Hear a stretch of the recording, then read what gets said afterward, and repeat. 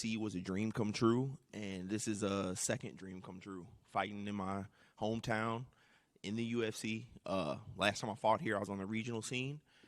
Haven't fought here in God knows how long, and I'm super excited to fight here in the UFC in my hometown. When these things come across your desk, right, do you actually have to take a moment and be like, I can't believe this is happening? Or do you sort of think, no, I always imagined this happening and now I get to live that dream? Well, yeah, like when they last came here back in 2017, I was at that event and took a picture and made a little Facebook post and said, next time they come back, I'll have the best seat of the house in the octagon. And, yeah, that's crazy in itself. Well, hold on, what was your question again? Just curious, like, do you have to, when it finally comes, do you think, oh, yeah, this is what I always imagined and I'm glad it's happening? Or do you actually have to think, wow, I can't be overwhelmed by this moment? Yeah, I feel like I knew in my heart whenever they came back here, I would be on that card. And then after my last fight, I right away started hearing word that they were coming here. So I got on my manager right off the bat. I didn't think I'd have to do too much to get on this card. I thought I'd be one of the first guys on this card. Ended up being one of the last, but yeah, I was a little stressed for a second. I'm like, are they really not gonna throw me on this card? But yeah, I'm thrilled. I'm thrilled to be on here, and it's it's a dream come true. But at the same time, I'm doing my best to treat it just like any other fight. Yeah. How many ticket requests have we got from friends and family? Oh my God, friends and family! I don't even know. I didn't even know I had as many friends and family. Yeah, people I went to high school with, I ain't talked to in 15 years. They're, oh, what's good, bro, and all that. Yeah, crazy. The balls on these people, huh? Yeah, man. You're fighting Caceres. It has banger written all over it, I feel like. Do you feel the same, and do you look at him as a guy like, this is fight of the night potential? Yeah, 100%. You know, I was expecting to go to war with Jourdain. That didn't happen. I was surprised. I feel like he kind of accepted the range. He kind of accepted that he couldn't get in on me. But I don't see Caceres doing that. You know, he's a veteran, super experienced. He's a guy that when he's in there, every moment of the fight, he's trying to win. I don't see him accepting anything. I see him, you know, even if he gets in there and feels that it's hard for him to close the distance on me, he's going to keep trying. He's going to keep trying. And I'm going to keep denying him over and over again. He's got a funky and weird style. I got a funky and weird style. So, yeah, I feel like this has no other option but to be an exciting fight. You mentioned the styles. I feel like when I look at this one on paper, it's going to be almost the battle of the movement, right? Whose footwork's going to out-footwork the other guy. Do you see it the same way? And do you sort of think, hey, there's going to be times in there where we're kind of trying to figure each other's funkiness out? Yeah, I feel like that's what we're going to do right out the gate. Right out the gate, I feel like we're going to be trying to figure each other out. You know, I admit I probably haven't had any training partners or sparring partners like him, but I know 100% he hasn't had any like me. So yeah, we'll try to read each other, feel each other out. I see, and yeah, I feel like in a weird way, we'll probably try to out weird each other, out funky each other, if that makes sense. And last one for me, you said you made a Facebook post. You finally come here, getting to fight here. What will it mean to have the crowd recognize you as you win this fight? Yeah, man, it's gonna be hard keeping my emotions under wrap on the walkout and everything, and but you know, I've always not only learned from my mistakes but learned from other people's mistakes, and I feel like my last opponent in his hometown, he kind of let that get to him, and yeah, I've just made it a point this whole camp to not be a victim of that.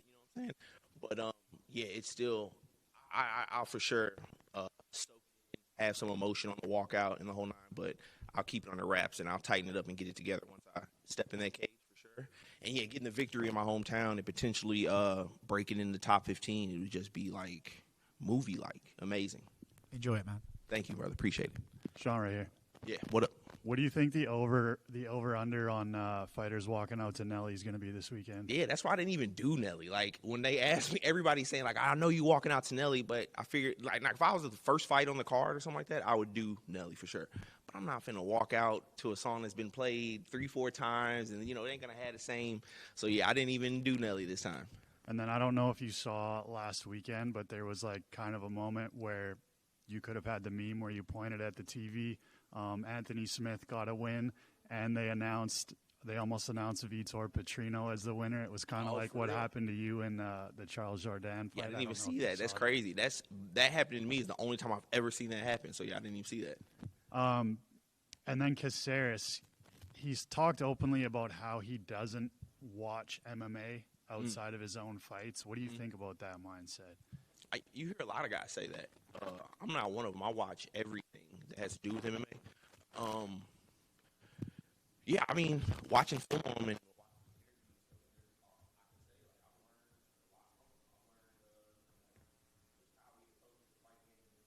taking a little few bits and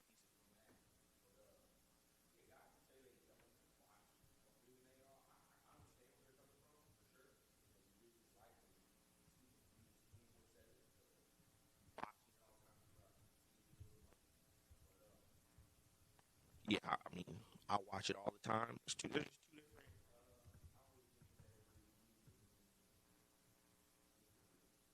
And then as far as like stylistically, I just want to say like you get a guy like Diego Lopez, right, that goes in there and he goes for the finish first round and people automatically gravitate towards him, right? And then you've got a guy like yourself. I think you've got 4 straight. You got 1 draw in there as well.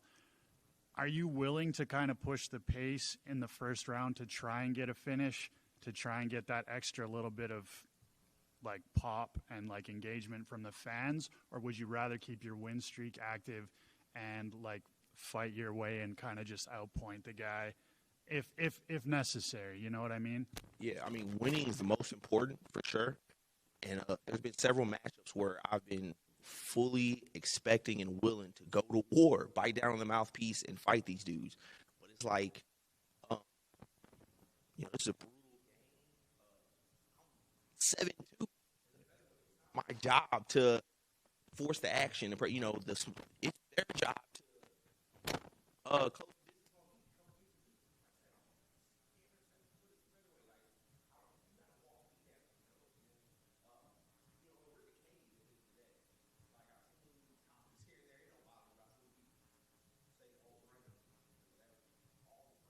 Accused of running. Floyd got accused of running. Ali got accused. Roy Jones Jr.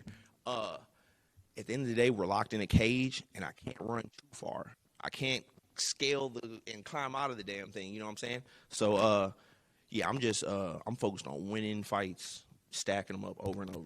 Sweet. Good luck, buddy. Thank you. Sean, right here. Yes. What's up?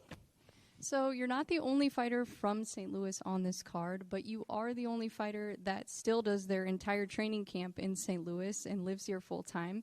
So with the team that you have, you've got Mop and Jordan at Wolves Den, you've got Matt at Project Deliverance, you've got a ton of support from your community here in St. Louis. So with the incredible team and the people that you have around you, how confident do you feel in your ability to compete on a championship level and still stay in St. Louis? I appreciate you pointing that out. Yeah, I love my team. I love my people. We're all like-minded. We all, a lot of them might not have the name and the recognition that other people have, and we're all disciplined. And yeah, we're all hungry to get that recognition, to be recognized as the world-class team. And yeah, that's what we're coming for. Love it. And kind of piggybacking off of what OG said about, you kind of start off a little bit slower in the first round. And I feel like with your background, you were an amateur boxer before you ever were in the UFC. Do you feel like your style being more boxing heavy is the reason why you kind of, slowly work your way into the fight? And do you feel like we'll see a more evolved version of you in a 5-round fight in the future? 100%. I definitely believe I will shine and thrive in my first.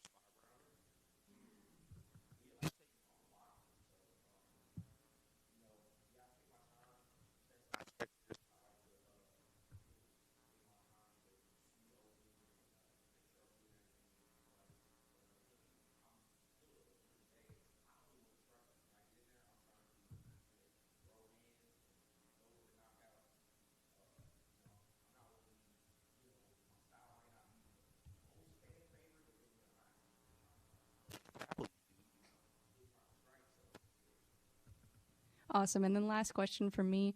So obviously there's always conversation about your physique anytime you fight. It seems like that's like the most popular thing people talk about. For sure. But you are an anomaly for the division. I mean, you're extremely tall and you have probably the longest reach of anyone at 145. So do you feel like that combined with your boxing experience just really sets you apart from the rest of the division? Oh yeah, 100%. Like I said before about I haven't had any training partners to mimic Caceres. Hasn't had any to mimic me. I don't think anybody in the world has another 45 that they can bring in to mimic me or help them. I feel like I present problems that nobody else presents in the division. I'm different than everybody. I'm built different, move different, I think different, and yeah, I feel like that's what sets me apart from everybody. Awesome. Love it. Thank you. Thank you. Man. So you were out there with the Cardinals the other day. Yeah. When, and with Charles, Terrence, Joaquin. How was that experience? Yeah, that was awesome, man. That was cool. Yeah, it was cool to be brought out on the field like that. Like I said, I was born and raised in St. Louis, been here all my life. I'm not the biggest baseball fan, but I've been to the Busch Stadium a few times. And yeah, they took us like underground and in the behind the scenes stuff, and that was cool. It was cool being out there with Terrence. You know, we're former opponents, and now we're friends, and fighting on the same card and kicking it with him was cool. And the other St. Louis fighters as well. Like, it's, you know, legendary stuff. All three of us being on the card at the same time. It was a great time. So with the UFC coming to St. Louis, how do you think that affects the like regional scene here? It'll probably motivate and inspire a lot of people to, you know, just like it did me. Like in 2017 when I came and I was just a fan, like my blood was boiling. I was like, man, it really